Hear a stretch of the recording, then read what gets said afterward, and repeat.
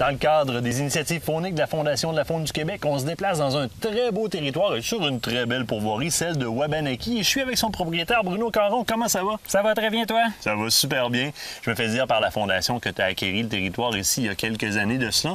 Et c'est venu avec un petit cadeau dans les lacs. Oui, exactement. Nous autres, on a acheté la pourvoirie, moi et ma femme, en 2008. Puis c'est sûr, quand on est arrivé, on a évalué le territoire, évalué les lacs, la qualité de pêche qu'il y avait. Puis on s'est retrouvé avec une problématique, c'est que sur environ la moitié des lacs, il y avait eu une introduction de poissons compétiteurs, donc de la perche chaude, du mulet à corne, du mulet perlé. Puis ça faisait que ces lacs-là, on ne pouvait pas les exploiter. Il n'y avait aucun potentiel, pas de productivité. Puis il se trouvait que c'était les lacs avec le plus grand potentiel. Là, on s'est retourné vers la firme Multifaune, qui sont spécialisés dans ce domaine-là. Puis on en est venu assez rapidement à la conclusion que la seule solution, c'était la restauration de lacs. Et puis ça, au niveau de la restauration de lacs, la Fondation, le ministère, tout le monde s'entend bien. On a testé dans le passé lutte intégrée, le filet, la surpêche des espèces invasives. La solution qui existe et qui est celle qui a été prouvée comme étant patte blanche et non nocive, c'est la roténone. Oui, exactement. C'est celle que vous avez employée. Puis ici, on est bien placé pour en témoigner parce que là, au bout de 7 ans, on a 12 lacs qui ont été restaurés. C'est 12 lacs qu'on ne pouvait pas utiliser, comme je le disais, puis c'est devenu les 12 meilleurs lacs de la pourvoirie. C'est des lacs là, où la qualité de pêche puis la satisfaction de la clientèle est la plus grande. Et là, on parle vraiment de ramener un lac à son origine et c'est ce qu'on veut. C'est un peu aussi la raison pour laquelle la Fondation vient se coller à ce type de projet-là. La Fondation rentre quand dans ton projet? Ah, dès le départ. On peut pas faire ça sans la Fondation. Là. Fait que c'est des gros projets, c'est des projets qui sont très rentables, mais qui coûtent cher au départ. Puis la Fondation vient donner une aide inestimable là, à ces projets-là. Bien écoute, ce qui veut dire que maintenant, à Wabanaki, on revient avec des lacs qui sont purement truites mouchetées. Ça, on apprécie énormément, de belle régénération, un beau travail. Puis là, je vais aller rencontrer des gens dans le bois qui vont me parler un petit peu plus de tes projets. Parfait. Yes, un gros merci. Ça fait plaisir.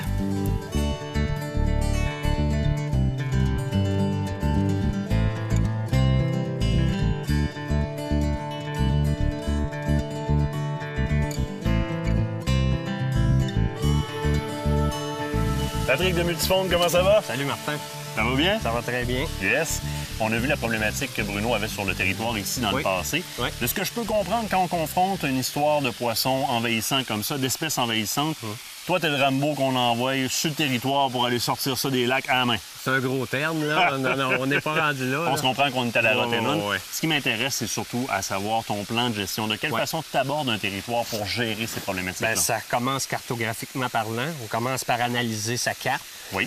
Et puis, on cible les lacs de tête qui ont des problèmes de rendement faunique dus à souvent dans la région de la Mauricie, mettons, ou même dans d'autres régions aussi, de l'infestation d'espèces compétitrices, mulets, meuniers, perches chaudes, crapets, n'importe quoi.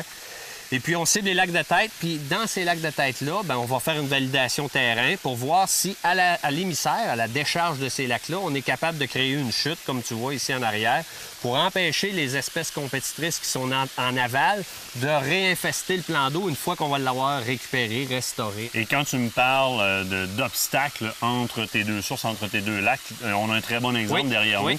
Qu'est-ce que tu considères comme étant un obstacle qu'on dirait insurmontable à la montaison de ces poissons-là? Bien, l'important, c'est d'avoir une rupture de pente qui est très franche et qu'il n'y a pas de contournement de la tête de chute en tant que telle. Autrement dit, qu'il n'y a pas d'écoulement secondaire qui se fasse de chaque côté du ruisseau, puis d'avoir une hauteur suffisante, dépendamment de la lame d'eau qui s'écoule sur la tête de chute. C'est très important. Puis au pied de la tête de la chute, il ne faut pas qu'il se ramasse non plus une fosse pour ce que ça créerait un habitat pour le poisson, dans le fond. Une fois que tu as fait ta succession, que tu as consolidé chacun de tes lacs, tu peux penser rendre une qualité de pêche dans ce lac-là à l'intérieur de combien de temps? Bien, nous, ça peut être très rapide. Là. Dans la même année, si on voudrait, on pourrait repartir le lac. Là. Mais nous, ce qu'on fait dans ces interventions-là, c'est des interventions dites durables. Fait que c'est un lac qui va être fermé pour 3 ans parce que la réintroduction de l'espèce, l'onde de fontaine indigène qui est réintroduite dans ce plan d'eau-là, se fait sur 3 ans pour que la communauté soit installée convenablement avec différentes classes d'âge. On valorise aussi l'habitat. On a récupéré la communauté de poissons, mais on valorise aussi l'habitat en aménageant des frayères pour que ce plan d'eau-là soit extrêmement productif du fait qu'il est isolé. Il n'y a plus de montaison de l'aval vers l'amont. On crée une frayère hyper productive pour que ce plan d'eau-là puisse supporter une pression de pêche. Patrick, je te remercie. Moi, j'ai Michel à rencontrer. J'ai quelques petites questions pour lui sur la Rotenone. Ça a l'air, c'est le chef là-dedans. Excellent.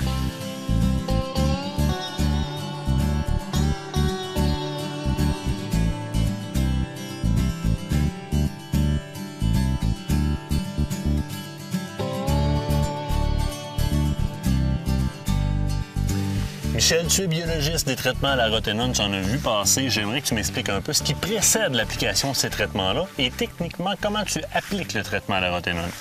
OK. Regarde, Martin, en amont, il faut penser qu'il y a beaucoup de travail là-dessus, mais de préparation. Et ensuite de ça, pour obtenir les autorisations, il y a le ministère de l'Environnement et le ministère de la Faune qui vont analyser le projet. Ils vont autoriser seulement les projets pour restaurer les populations de poissons qu'il y avait auparavant. Puis techniquement, c'est pas si compliqué que ça, mais il faut être très, très minutieux. Il faut faire l'ensemble d'inventaire de tous les ruisseaux, les étangs. Il faut les ébrancher pour permettre aux gens qui vont étendre le produit d'avoir facilement accès à ces cours d'eau-là. Parce qu'il ne faut pas oublier une flaque d'eau, une simple flaque d'eau pour être une source de contaminant. Oui, une source de contaminant, c'est l'échec du projet. Donc ça prend un travail de grande minutie. Et ensuite de ça, pour l'épandage du produit dans le lac comme tel, on segmente le lac en plusieurs sections pour recalculer des volumes et étendre le produit, une concentration pour réussir à éradiquer, à tuer l'ensemble des poissons dans le lac. On prenait exemple plutôt des antibiotiques chez l'être humain. Ce qu'on fait, c'est semblable comme traitement. On envoie un antibiotique dans le tract intestinal. On élimine toutes les bactéries, qu'elles soient bonnes, qu'elles soient mauvaises. Par la suite, on va ressemer, on va repopuler, recoloniser l'intestin avec des bonnes bactéries. C'est ce qu'on fait dans les lacs. Et une chose, et là, je veux que tu me corriges si je me trompe ou que tu complètes mon explication, la Rotenone, par la suite, est complètement métabolisée par le milieu. Il ne reste pas de source de contaminants après un traitement. Oui, et puis ensuite de ça, il faut penser que la Rotenone, c'est un produit qui est biodégradable, qui est issu, encore aujourd'hui, des racines de plantes tropicales. Ben oui. OK. Fait que le produit est très sensible à la lumière, à l'eau et aux bactéries qui sont naturellement présentes dans les plans d'eau. Donc, le produit va être dégradé entre 1 semaine et 3 semaines, dépendant mais de l'ensoleillement et de la température de l'eau. Donc, il n'y a aucun résidu toxique qui demeure dans l'écosystème. Aucun danger de contamination. Ce sont des programmes qui sont faits sous contrôle et Dieu merci. Maintenant, ces programmes-là sont rendus, entre autres, possibles par rapport à la Fondation de la Faune. Oui, en fait, là, mais la Fondation de la Faune, c'est un de nos partenaires les plus fidèles. On en fait depuis déjà 25 ans.